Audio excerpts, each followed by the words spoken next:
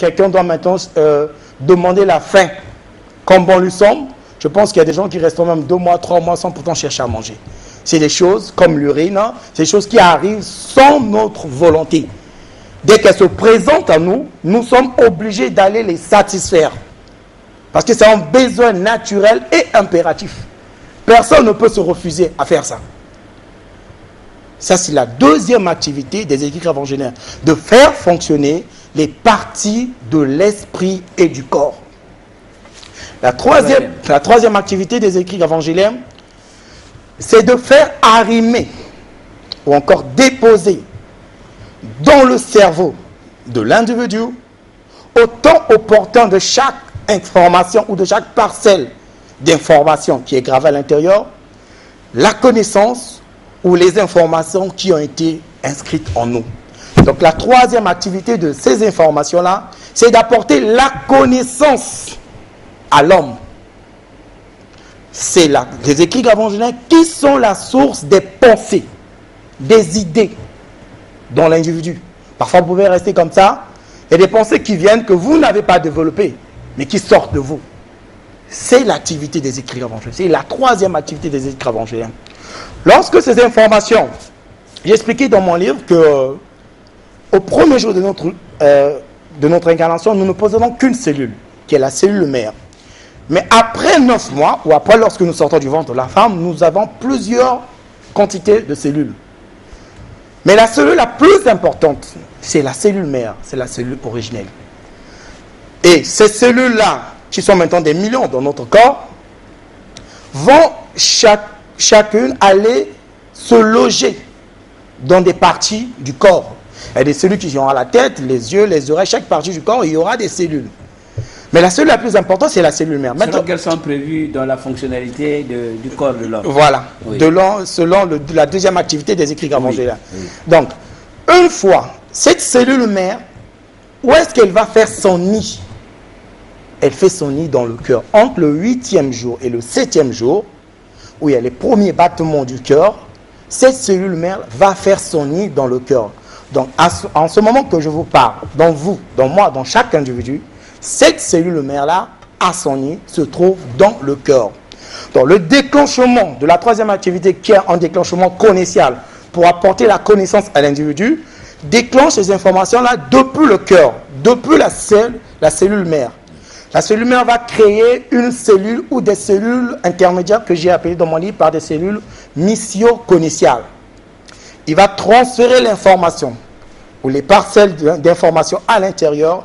Les cellules missio-connaissiales vont faire le déplacement jusque dans le cerveau. Une fois arrivé dans le cerveau, c'est maintenant à l'individu de capter ces informations. Là est le problème. Parce qu'il y a des informations qui viennent à tout moment. C'est une programmation divine pour que ces informations-là, qui sont gravées, qui représentent la connaissance de Dieu, viennent au temps opportun de chaque information dans notre cerveau.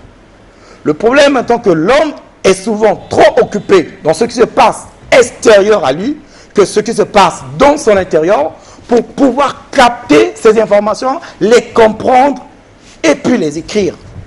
Moi, j'ai eu cette grâce, cette chance de pouvoir comprendre, capter ces informations internes et puis les expliquer aujourd'hui.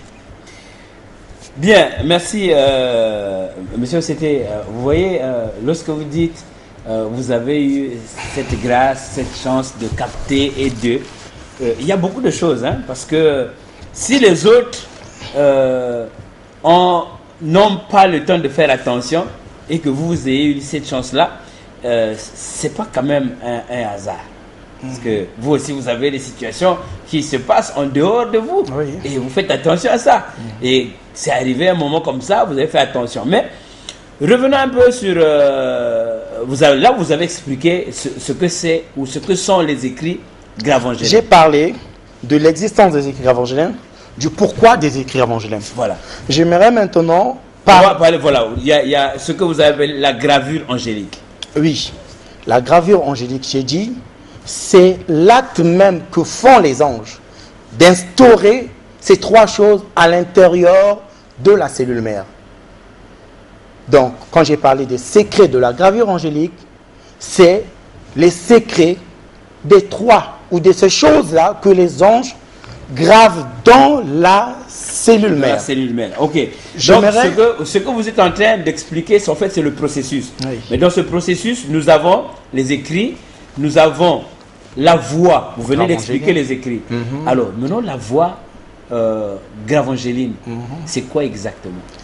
Bon, la voix gravangéline, j'ai dit, c'est la voix interne qui part dans chacun de nous. Tous, nous avons dans notre intérieur une voix qui nous parle. Bien que tout le monde n'est pas conscient ou ne fait pas attention à ce que cette voix nous dit chaque jour, mais de ma part, la voix là me dit beaucoup de choses. Je commencerai par la révélation ou encore comment est-ce que j'ai reçu cette révélation, ces informations, comment est-ce que j'ai écrit ce livre. Ok.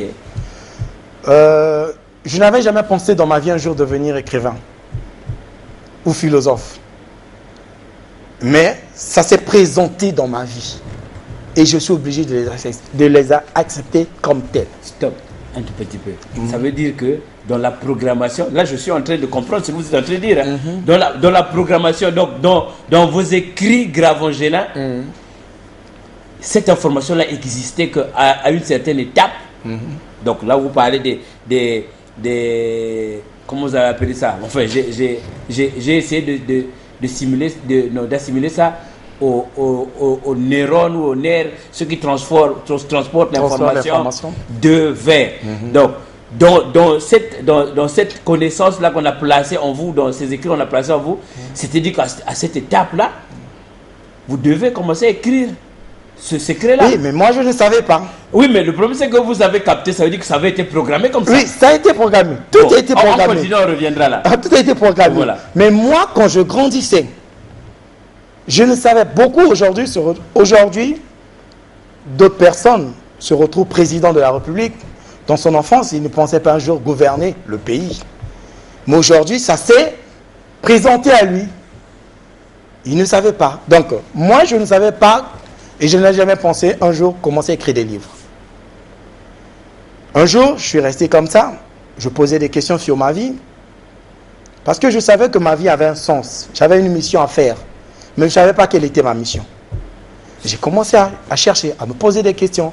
J'ai fait des prières à Dieu. C'est là qu'un jour, ma voix gravangélique va me dire, tu vas écrire un livre. J'ai dit à mes parents, à mes amis, je vais écrire un livre. Moi, j'ai un niveau terminal, je n'ai pas eu le bac. Donc, pour mon entourage, tous se disaient, oh, monsieur là, qu'est-ce qu'il dit? Il va commencer comment? Par écrire un livre. Un tel est arrivé à l'université, n'a pas écrit un livre. Un tel dans la famille est arrivé à cela, n'a pas écrit. Lui, il va écrire. Qu'est-ce qu'il va écrire? Et les gens des amis m'ont posé la question, mais quel sera le titre de son livre? Je n'avais pas encore le titre de mon livre. J'avais entendu seulement ma voix interne me dire que tu vas écrire un livre. 2 semaines après, je reçois le titre. Je reçois le titre du livre, Le beau ou les secrets de la gravure angélique. Les secrets de la gravure angélique. Je ne savais pas encore quel était le contenu. Et une période a commencé là. J'ai commencé, c'est comme si quelqu'un me parlait à tout moment, à chaque fois, et j'ai commencé à écrire.